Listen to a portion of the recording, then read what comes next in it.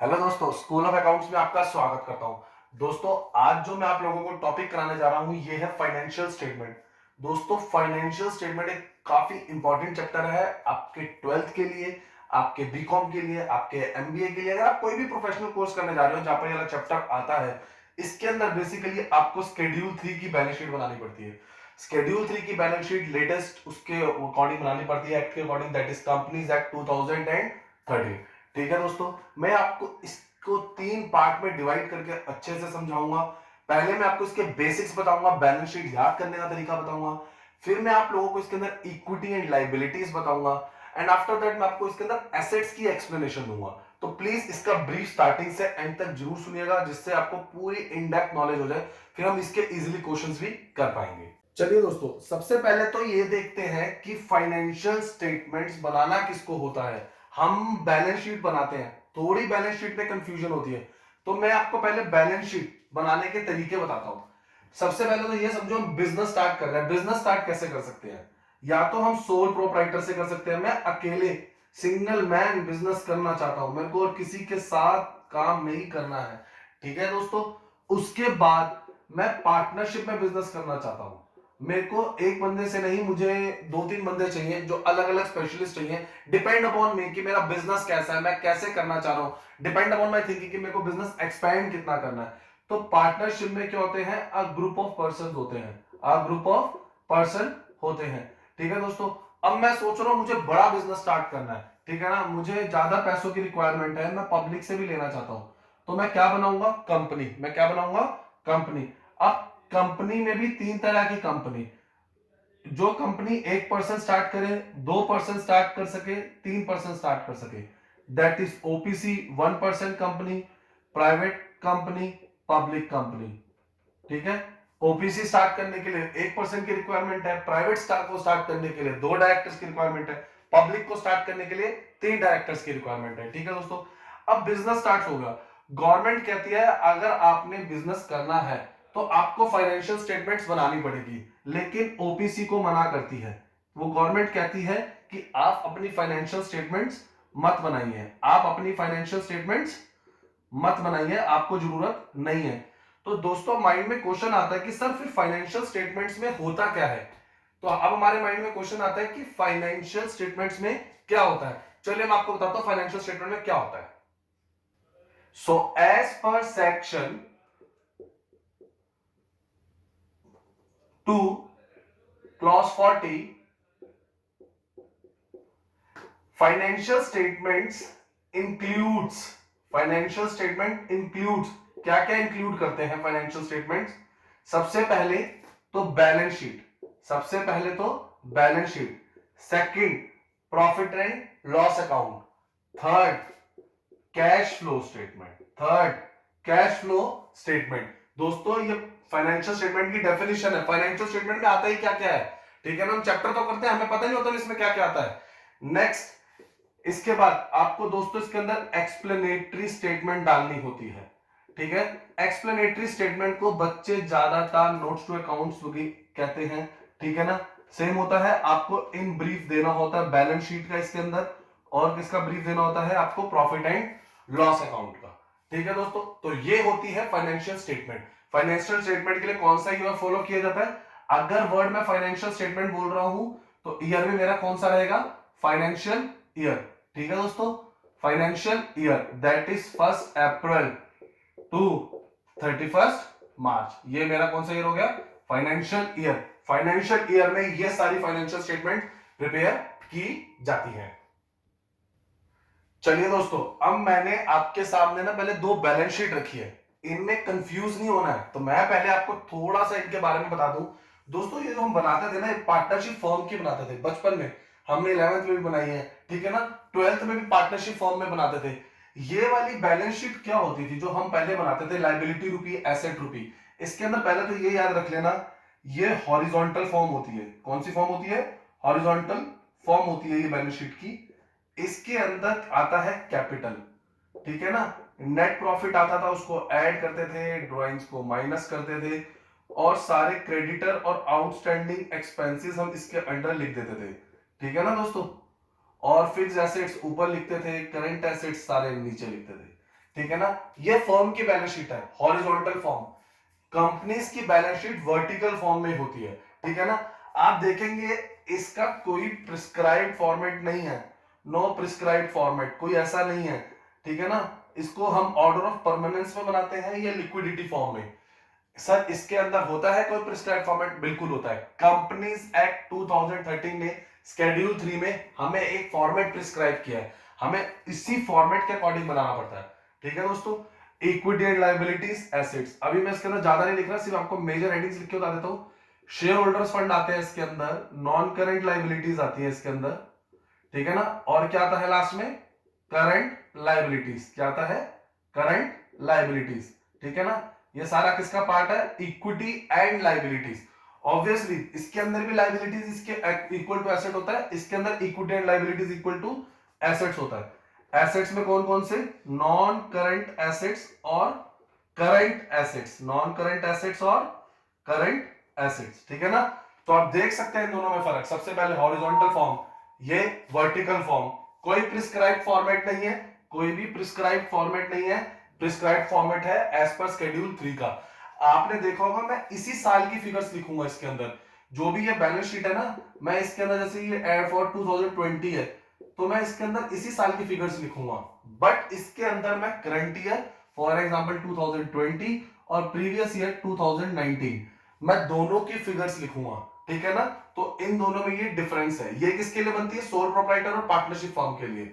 ये किसके लिए बनती है? कंपनीज के लिए। मैंने आपको बताया था ना 3 फॉर्म ऑफ कंपनीज, ठीक है ना। तो कंपनी के लिए यही वाली बैलेंस शीट है। बिजनेस स्टार्ट करने के 3 तरीके, सोल, पार्टनरशिप और कंपनीज, ठीक है ना। तो कंपनीज एक्ट ये और पार्टनरशिप फॉर्म ये, ठीक है दोस्तों। चलिए आगे बढ़ते हैं। चलिए दोस्तों, उसको करने से पहले मैं आपको एक चीज, बैलेंस शीट स्टार्ट करने से पहले एक चीज पहले ब्रीफ कर दूं। What is operating cycle? What is operating cycle? Operating cycle होता ही क्या है, ये समझना इस बैलेंस शीट को समझने के लिए बहुत जरूरी है, ठीक है दोस्तों। ऑपरेटिंग साइकिल, फॉर एग्जांपल आप एज्यूम कीजिए हमने क्रेडिटर से रॉ मटेरियल उधार लिया। हमने क्रेडिटर से क्या उधार लिया? Raw material. अब उस रॉ मटेरियल को मैंने अपनी फैक्ट्री में भेजा, तो उस पर वर्क इन प्रोग्रेस हुआ, लेबर डिप्लॉय हुई, लेबर उसे किस में कन्वर्ट कर रही है? फिनिश गुड्स में। किस में कन्वर्ट कर रही है? फिनिश गुड्स में। फिनिश गुड्स में कन्वर्ट होते ही मैं उसे क्या कर दूंगा?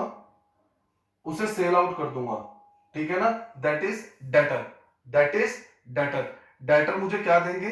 कैश। डेटर मुझे क्या देंगे? कैश। फिर से क्रेडिटर था, क्रेडिटर से मैंने क्या लिया? Raw material. रॉ मटेरियल से क्या हुआ? Work in progress. Raw material से क्या हुआ? Work in progress. उसके बाद ये किस में कन्वर्ट हुए? फिनिश्ड गुड्स में। किस में कन्वर्ट हुए? फिनिश गुड्स में। फिनिश गुड्स के बाद हमने किसको दिए? ये डेटर्स को। किसको दिए थे? डेटर्स को। डेटर ने मुझे क्या दिया? कैश। डेटर ने मुझे क्या दिया? कैश। मैंने कैश किसको दिया? फिर से क्रेडिटर को। मैंने कैश किसको दिया? क्रेडिटर्स को। दोस्तों इसको बोलते हैं ऑपरेटिंग साइकिल। इसको बोलते हैं ऑपरेटिंग साइकिल। तो ऑपरेटिंग साइकिल के लिए मैं आपको फिर से टाइम बिटवीन, फिर से time between the acquisition of asset, acquisition of asset. Sir acquisition of asset क्या हो गया बच्चा? एक्विजिशन, जो तुमने क्रेडिटर से रॉ मटेरियल लिया ये भी तो एसेट ही है। And convert them into cash, and convert them into cash. जब आपने इसे कैश में कन्वर्ट किया, इस पूरी साइकिल में जो भी टाइम पीरियड लगा उसको हम क्या बोलते हैं? Operating cycle.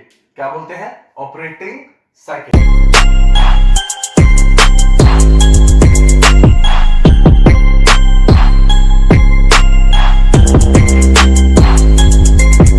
तो एक कंपनी की ऑपरेटिंग साइकिल से ही पता लगता है कि नॉन करंट लायबिलिटी कौन सी है और करंट लायबिलिटी कौन सी है। वैसे तो जनरली जो लेस देन 12 मंथ्स होता है वो करंट लायबिलिटी होती है, जो मोर देन 12 मंथ्स होती है वो नॉन करंट लायबिलिटी होती है, ठीक है ना। लेकिन ऑपरेटिंग साइकिल से भी डिसाइड होता है। चलिए मैं आपको एक्सप्लेन करता हूं। फॉर एग्जांपल मेरे को रॉ मटेरियल लेने में, एक्वायर करके 2 महीने लग गए, वर्क इन प्रोग्रेस में 2 महीने लग गए, ठीक है ना। फिनिश गुड्स में मुझे 4 मंथ्स लग गए, ठीक है ना। डेटर में मुझे 4 महीने लग गए, ठीक है ना। कैश मिलने में मुझे 3 महीने लग गए। तो अगर आप देखेंगे तो ये ओवरऑल टाइम पीरियड मुझे 15 मंथ्स लग गया। ओवरऑल टाइम पीरियड मुझे कितना लग गया?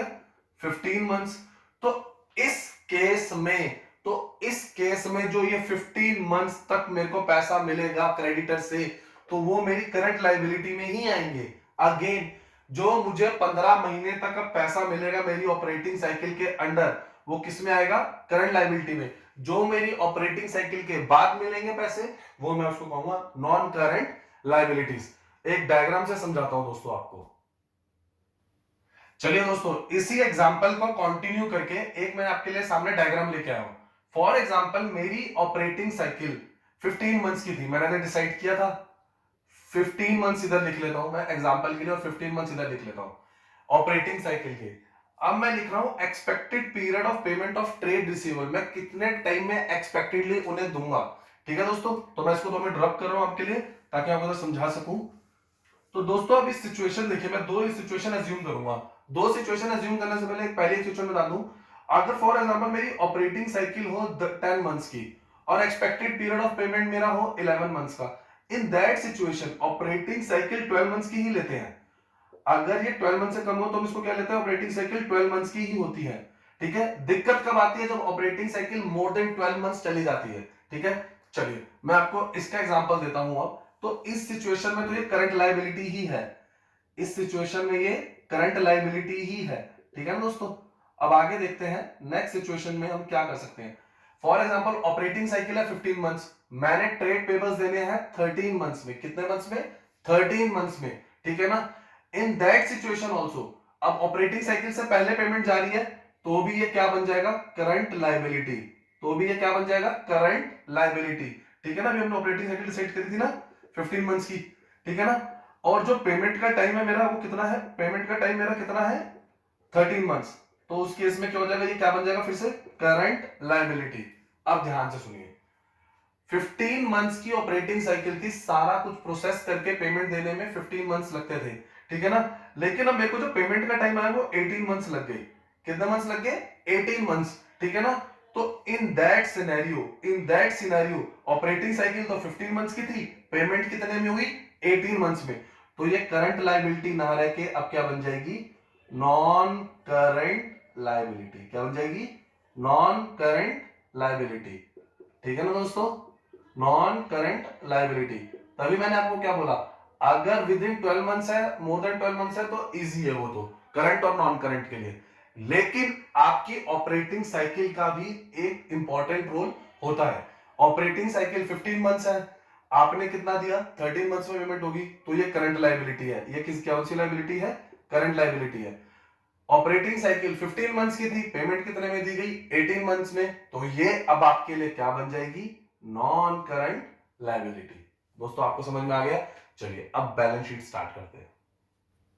अब बैलेंस शीट स्टार्ट करने से पहले दोस्तों आप लोग पेन और रजिस्टर उठा लीजिए, ठीक है ना, क्योंकि अब मैं इसकी लाइन बाय लाइन आपको एक एक आइटम एक्सप्लेन करूंगा। इसे याद करने का बहुत इजी तरीका बताऊंगा आपको, जिससे ये बहुत इजीली याद हो जाए, और इसकी एक्सप्लेनेशन भी दूंगा आपको कि हम आइटम्स को कैसे याद कर सकते हैं।